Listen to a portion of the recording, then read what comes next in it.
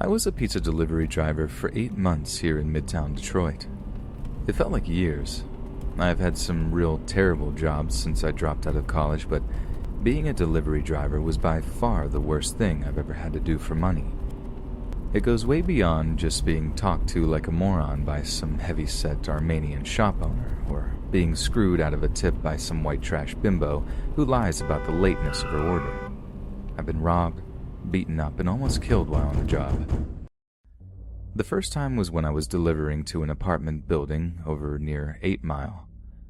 I had just gotten out of my car and was grabbing the pies from the back seat when I saw this group of teenagers approaching my car. They start making jokes about how beat up my old Taurus was, and I'd be lying if I said they had no grounds to. That thing was a complete rust box. They're talking trash, I'm giving as good as I get, and it seems like it's just a bit of fun. That's when I feel one of their hands in my pockets, trying to grab the folded stack of dollar bills I use for change. I'm mad. But when I turn, one of the kids has this huge knife out, telling me to hand over the cash. I just kind of reacted.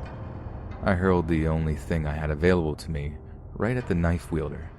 Now, I didn't expect this, but as I throw the pizza box, the thing just sort of falls apart in midair, freeing the pie up to land right on the kid's face. I always knew our shop had a reputation for delivering piping hot pizza. I guess that's why it's so busy.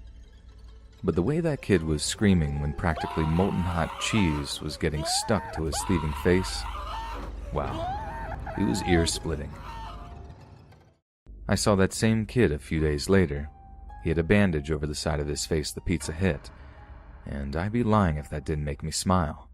It wasn't even the robberies that were the worst, though, because a few years back, something started happening to pizza delivery drivers here in Midtown that's like something out of a horror film.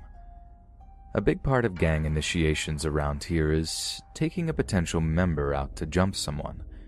But since they were doing this in public, the cops got wise to it pretty quickly. After trios of scumbag Cripper blood clones were getting locked up on the daily, the gangsters decided to smarten up a little. God knows whose idea it was, but some way, somehow, someone must have had the idea to ambush delivery drivers after luring them to abandoned spots throughout the city. The first I heard of this was a guy from another shop getting a call to a quiet, mostly derelict neighborhood on the edge of town. He'd arrived at this big red brick house, walked up to the front steps, then had apparently seen a handwritten sign on the door that read something like, "Doorbell broken, come around back, tip in it for you." Tip. That's the magic word that must have done the trick. Pizza box in hand, the guy walks in the backyard of this big old house where he sees some kid, a pistol in his hand. No one knows just what went down, but it ended with the delivery driver being shot in the head and neck before their assailants stole nothing more than $20 in change in single bills. His funeral was about a month ago now. A few of the drivers at my shop stopped by to pay their respects. But I didn't. I kind of felt like I'd be imposing. Besides, I never mentioned it to anyone, but I always thought that the guy was an idiot. No one deserves to lose their life over a delivery job, but this was right in the middle of this whole gang initiation thing happening. Who drives out to an abandoned neighborhood after getting an order of any topping, any soda? After that, the shop I was delivering for started a blacklist of neighborhoods that were forbidden to delivery after dark. But even that didn't keep us entirely safe. A buddy of mine at the same shop managed to get himself jacked in the middle of the day, delivering to a fancy residential neighborhood. Some gang members had busted into a house whose owners were on vacation. He rings the doorbell, they pull him inside, then proceed to rob him of the maximum $20 in change.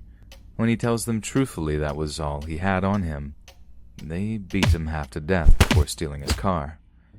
He was in the hospital for a week while his jaw was wired shut.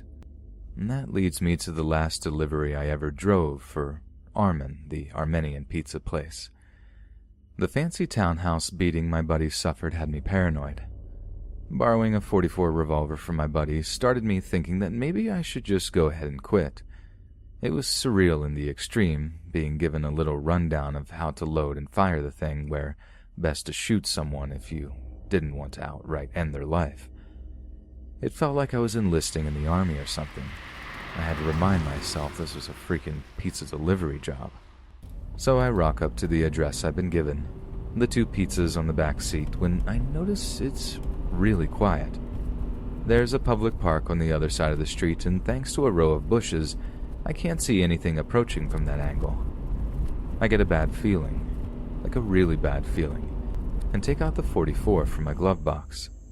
That's when I see this dude emerge from the bushes on the other side of the street, and he's wearing one of those clown masks. This was right when all those attention-starved idiots were putting on clown masks and scaring people for the sake of getting that perfect viral video. But I didn't take the chance. I just started tapping on the glass with the revolver in hand, looking over at the guy with the gun plainly in view. He stops, takes one look at the revolver, and then reaches behind his back into his waistband. I just remember cracking the window and shouting, "Don't do it, man. Don't do it. You don't want to get shot." I'm not a particularly brave guy, but I don't know. The thought of ending up with a wired jaw, the thought of that poor kid who went out to work one night and never came home. I actually think I was ready to end this guy in the clown mask. He just wasn't a real person to me. He was a living embodiment of everything I hated about living in this freaking city. I kept the gun pointed at him as I drove away, the 2 pizzas still sitting in the back seat. I quit the moment I arrived at the shop. Armin didn't even act surprised when I handed him back my uniform and collected the money I was owed for the shift. It's been a while since I quit that job, but I still think about it most days. It's in the news all the time. Some driver getting robbed or beat or worse. Everyone seems terrified of automation right now, but it can't come soon enough for some jobs. Jobs that just aren't worth losing your life over. Hey guys, it's Rye Horror. It seems like many of you guys enjoy my animated stories, but only 27% of you are subscribed. If you want to see this channel hit 10k subs, then please like and subscribe.